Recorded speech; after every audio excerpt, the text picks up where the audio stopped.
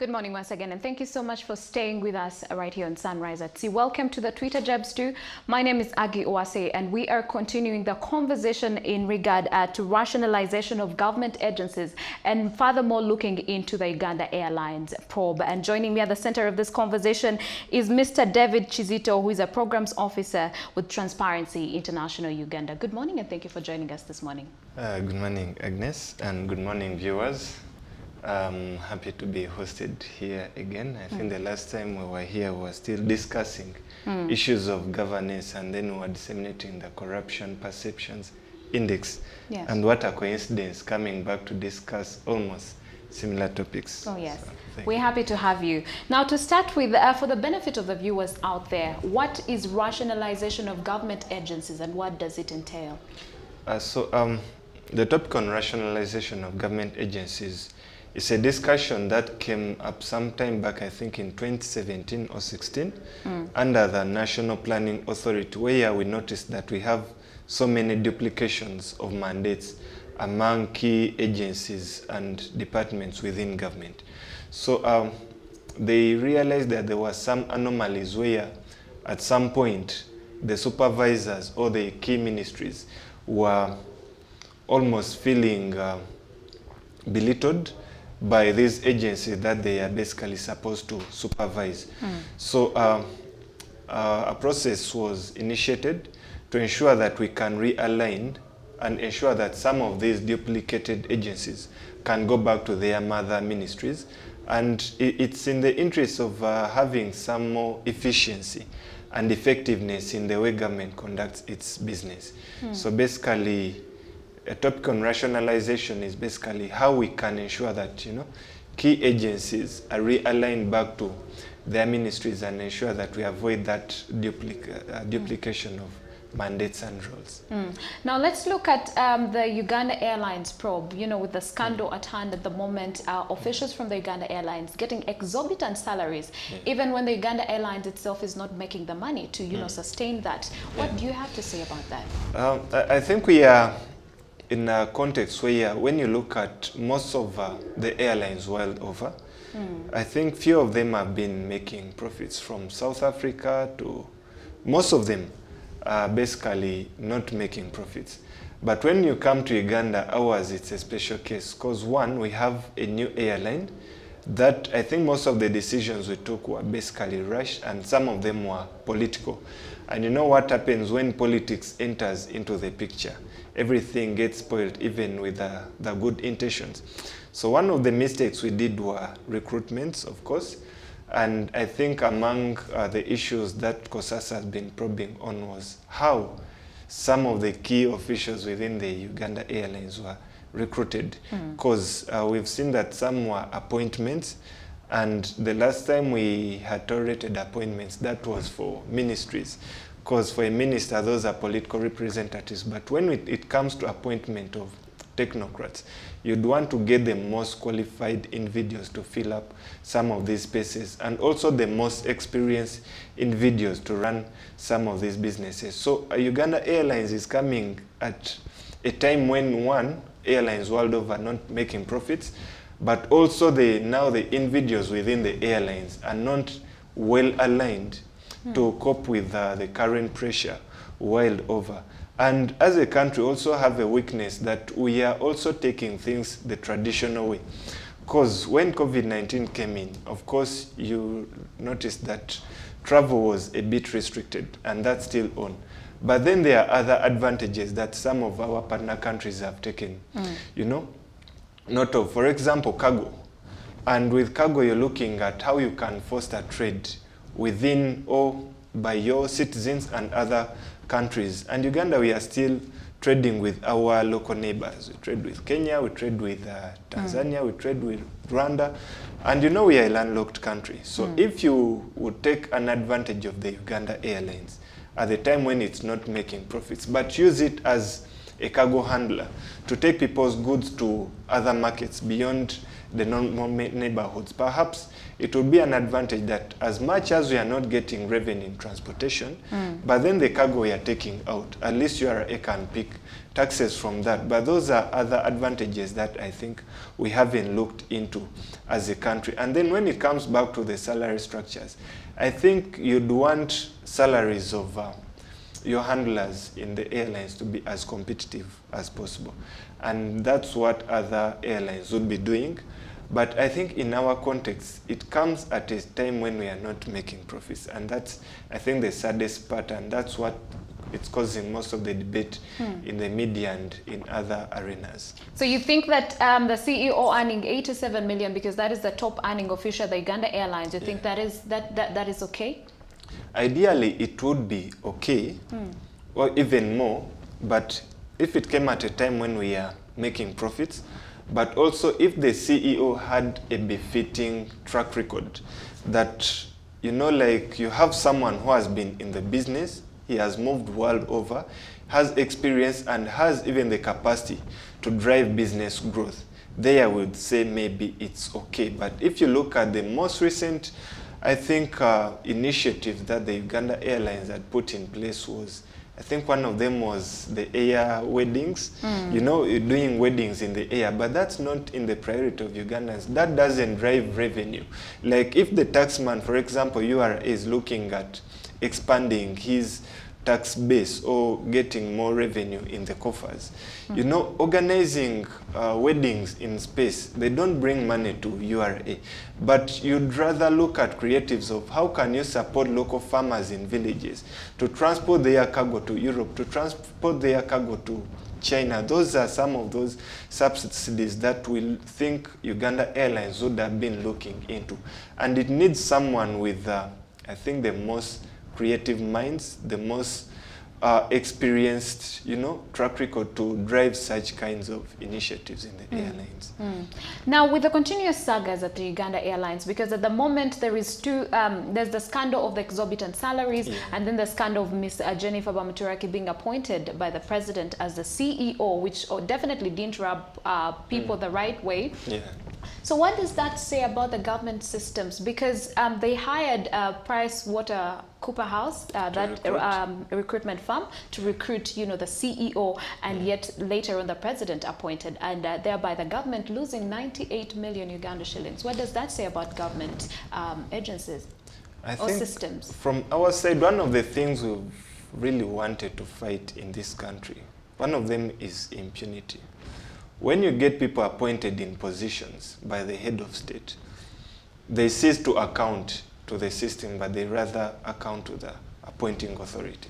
And then trouble comes when the appointing authority is not implementing things in the interest of the majority. And we've seen it in so many agencies and commissions.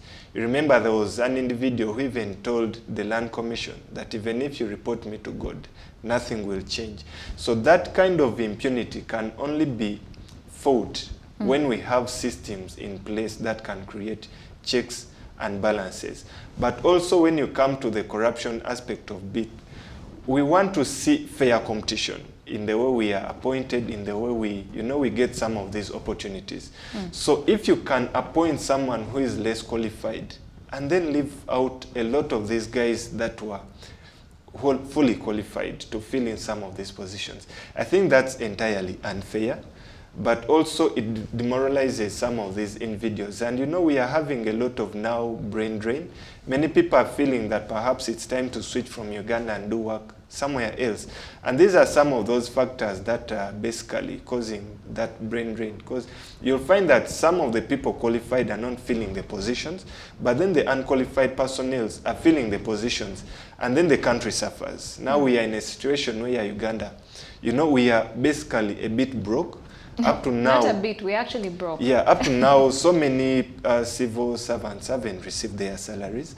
And these are things that should worry any other normal Ugandans. Because when people don't have cash to spend, that means, you know, business will struggle. And that's what we are seeing in government. Yes. Now let's look at our neighbors, Rwanda. Last year, after the effect of COVID-19, you know, the Rwanda Air was not making some good amount of money. So instead of laying off workers, instead of you know, letting people lose their jobs, they decided to cut their salaries. The lowest earner, their salary was cut by 8%, and the highest top earner, their salary was cut by 86%, which is a good thing. Well, for me, that's what I would think. So what is happening in Uganda that we cannot do that, that even when there are after effects of COVID-19 and all these, you know, problems with the Uganda Airlines not making money, these officials are still earning a lot of money? Sometimes I think Uganda, we are like that poor man who always wants to eat chicken. We are poor, but we can't, you know, we always want to live large. That's what I can say. Because when you look at still the discussion on rationalization, one of the key topics has been that after rationalizing, we want to see a review or restructuring of most of these salaries. There are guys that are earning more than 50 millions, but their salaries don't triangulate with the amount of work that they do. Yes. And we are living in a situation where everything is becoming expensive, but then the economies, we are at an economic slowdown. So with Rwanda to make a move and say, you guys, times are hard, let's slash. Of course, any normal employee will understand it. You either stay in or you find your way out. And with our context, it would still be the same practice, ideally. Because when you're not making money, still you have to find a way of living within your means. And I think that's a good practice. Would want to see not only in Uganda Airlines, but across all the other agencies. We've seen members of parliament, you know, deciding their salaries, which is wrong. Because these are guys that represent a constituency, but then their amount of work and the quality of output we are seeing currently, it's diminishing. And there are these other guys at the level of LC5 that have to, you know, do business for the entire district, but then they are taking pennies back home. So we want to see a comprehensive restructuring of salaries from politicians, from guys in the agencies, the URAs, the works, all these guys, so that then when we come to the drawing table, everyone is basically satisfied with what they earn. The chairperson of COSASE during that meeting, Honorable Joel Senyonyi, was baffled by the fact that there's some pilots who earn 50 million Uganda shillings and others earning 60 million Uganda shillings. Why do you think that is so? Of course, sometimes a pilot, it depends on perhaps your experience and your level of qualification, but also some of these guys have their certifications. For example, there are guys that can't go beyond East Africa. There is a guy who has experience in basically, let's say, flying a chopper. So the more you get most of these certifications, the more you're supposed to get those competitive salaries. And you know, airline business is very tricky, that in some countries, they don't even trust African chartered, you know, airlines, because they think they are not safe. So if you're running on an insurance policy and you're going to run on an African, you know, managed airline, these guys will tell you that for that, you're not covered under insurance. So to beat the competition, you'd want to attract the best pilots.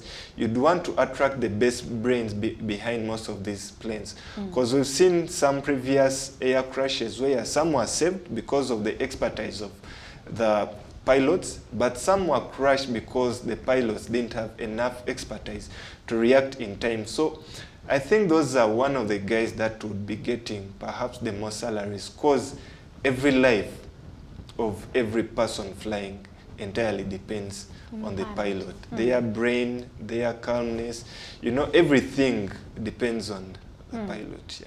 Okay, so for the benefit of the viewer out there, what is the ideal relationship that should exist between our Civil Aviation Authority and Uganda Airlines? Because at the moment, it looks like Uganda Airlines is just doing its own thing. It's basically, suppose, you know, when you rationalize, you'd want to give more power to the supervising authority. And most of these guys are under works and transport. So then, you'd want to see a connection between all these agencies so that you can simplify supervision, you can simplify coordination. But then when you harmonize this, you'll see more efficiency and effectiveness. But when everyone is doing their things, we basically run around like headless chicken. Uganda Airlines is doing this, CIA is doing this, then General Katumba Wamala is also trying to put things in order. Then before you know it, someone is being appointed. Before you know it, you have a board that's not working in the interest of the current system. So everything becomes uncoordinated. And that's the mess we are seeing not only in CIA, but in most of the other agencies of government.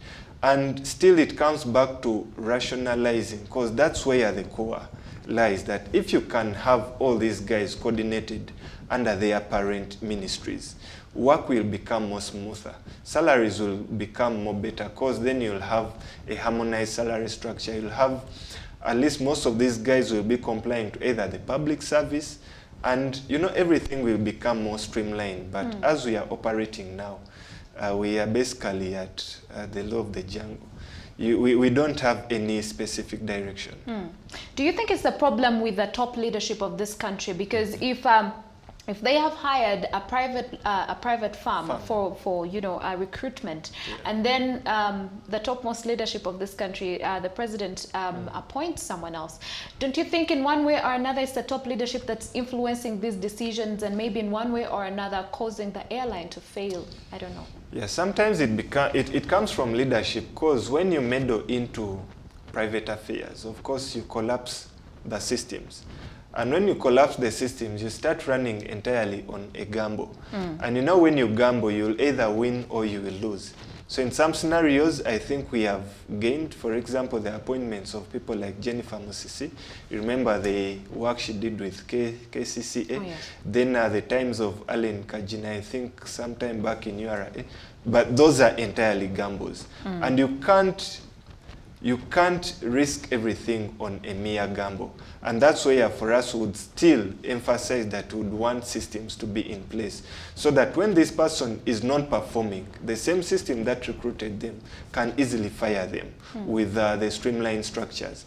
But then we've seen other scenarios where, you know, it's basically meddling in affairs. Sometimes it comes from conflict of interest and all these other forms of corruption, but it never serves the benefit of the Ugandans. It never serves the benefits of the Ugandans. And of course, if I'm recruited to do my work, or if I'm contracted to do a consultance of recruitment, for me, I'll still demand for my money, because CVs were submitted and, you know, they were analyzed. Yes. And I'm sure a report was submitted to the appointing authorities. So PwC has the right to demand for their money. So whether government decided to appoint an individual or not, that's none of their business. But of course, that's how we've kept on losing money as Uganda. And Yes. that's why we are keeping on sinking in a deep pit. Yeah. That is very unfortunate. Well, as we move forward as a country, what can we learn, you know, from the continuous hiccups of the Uganda Airlines, and what should be done to ensure that this problem is put to an end once and for all? I think one of our submissions was that we would want to see a review in most of these guys' structures. And I think there is a move to do a salary review commission, so that everyone in government gets their fair share. We don't want to see one person earning exorbitantly and another person taking home peanuts. That's one. Then two, is to reduce on influence peddling, especially by some of these guys in top leadership positions. Because when you peddle in independent matters, you mess everything up. And at some point, it may end up blowing up on you. Then there are other proposals that we think are very critical. Because when we come at a time when government is having about a 50% revenue shortfall in its current 2022-23 budget. And you know, even URA is no longer collecting as much as it thought it would collect. And we think it's time now government starts thinking more critical on how it conducts business. You remember most of the parastatals were kind of collapsing, and reviving the Uganda Airlines was one of those, you know, candles of hope that we thought perhaps it's time to rise again. But we think for government to ably sustain itself, it's time that it thought of how to do business again. Would want to see how we can revive the UTLs, how we can revive the UMEMEs, electricity, the UEB, and ensure that government is more in charge of most of these things, so that even if URA doesn't collect enough taxes, these other parastatals of government can, you know, can cover up the gap. But the way we are looking at things now, I think government is not critically aligned to that area, but the sooner we look into it, the better. And as we wrap up the conversation, as Transparency International Uganda, what is your mandate in regard to rationalizing government agencies? And also would like to get your last remarks. No, we've been having these discussions with mainly the key MDAs, and one of those has been finance, then the NPA, and then other agencies, to ensure that, you know, most of these duplications are combated. And of course, we've been completing phase 1, but it was being done in a phased manner. But also our key mandate is to monitor some of our budgets in government, monitor government expenditure, and ensure that, you know, we reduce on wasteful expenditures in government. It's a long discussion, but we think with time we shall get there. Yeah. And our call to government is, you know, times are hard, and I think it's now time we start looking at the aspects of corruption in a more critical manner. It doesn't stop at bribery and all these things, but corruption is kind of broad. And every time we do most of these things, you know, selective appointments and all these, you know, they kind of affect competitiveness in government. And that's where we've had scenarios where our government is not performing anymore. And people have the audacity to tell us they make mistakes, and someone will come to the cameras and admit, I made a mistake, and game over, you won't do anything over it. COSASE will come, talk, and the report will be shelved, and we think that should stop. That should stop in the interest of, you know, reviving and lifting our government and our economy. Yes. As a whole. And your final remarks as we wrap up. My final remarks, I think I've said it all. I've said it all. But still, our call to government will still be the same. We would want to see that we move towards reducing wasteful expenditure in government.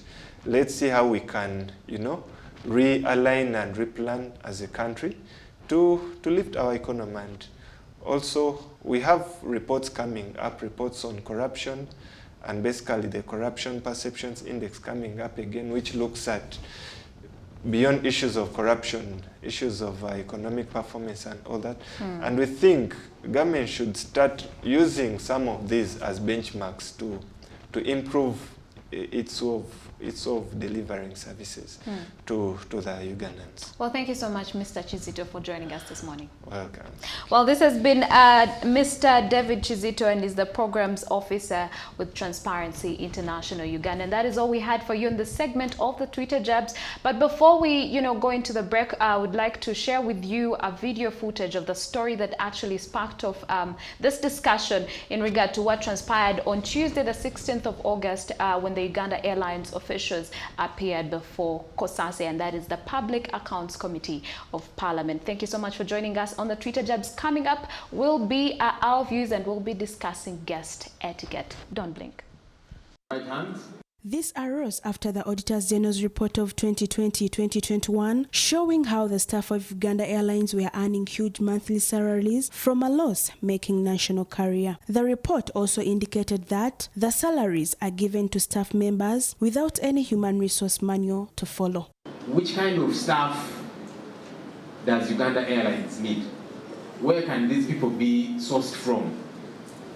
How much is good enough for them to be paid to do a good job? Because now people are angry about the salaries and so on, because they're wondering, is there value for money? According to the report, the Chief Executive Officer of Uganda Airlines earns 87 million, pilots 80 million, managers earn between 30 and 50 million, cabin crew staff earn between 15 to 30 million, yet the company incurred a loss of 164 billion last year. So the Chief Executive Officer earns 87 million. The Chief Financial Officer 73 million. Managers, the financial manager earns 58 million, but then there are other managers. The IT manager, for example, earns 36 million. I don't know what the disparity is. Managers at the same level, one is earning 43 million, that's human resource manager, 43.9 million. The IT manager is earning 36 million. MPs also expressed shock after learning about salary disparities in a management position and directed management to submit the overall salary scale of staff members tomorrow when they reappear before the committee. You're making losses of 164 billion, and then there's this salary structure, and I want our employees, to be paid well, but I'm just wondering, are we balancing all these issues? Because you're not earning this money. You're operating at a loss of 164 billion shillings as of the last financial year. How are we balancing this equation? Are we cutting our coat according to the amount of growth that we have? You're speaking, the human resource audit would have even been done earlier before even employing other people. That one was very important. The HR is supposed to advise the board if those people are so relevant, if they are supposed even to earn, he or she is supposed to participate. On the salary structure that you've put in line with the people you're paying for their service, because we are seeing the discrepancies vis-a-vis the money that the airline is getting, and you're also working at a loss. Do you intend to revise the salary structure, or you will continue paying yourself the way you're doing now and continue getting lost under the expense of Uganda taxpayers' money? In the same meeting, the committee found out that the current CEO of Uganda Airlines, Jennifer Bamturachi, was appointed without following the recruitment process. The acting chairperson board of director, Uganda Airlines, Herbert Kamuntu, confessed to have cleared Bamturaki's appointment because he was acting upon the instruction from the Minister of Works, Transport and Communication, General Katumba Wamala, who was also reportedly directed by President Museveni. This process had been started at the time we came into the board. And then within a month or so, that process had been concluded and identified a consultant, PwC, and went ahead to advertise after JDs were prepared. In the middle of that process, that's when the directive came that we should appoint Ms. Bamturaki as the CEO. The day I was going to apply, I was appointed. Oh, wow. Kamuntu said that the time of directive, the board had hired a private recruitment company at 98 million to carry out the recruitment of the CEO, and they were now in negotiation to reduce the costs. It's from this that the chairperson of the committee, Joyce Sonyonyi, ordered Bamturaki to submit her qualifications to the committee by tomorrow when he returns to answer audit queries. Forget your appointment later, madam. The job description and the CV. Can we have the CVs of all those 10? Sarah Nakandi for CTV PM Edition.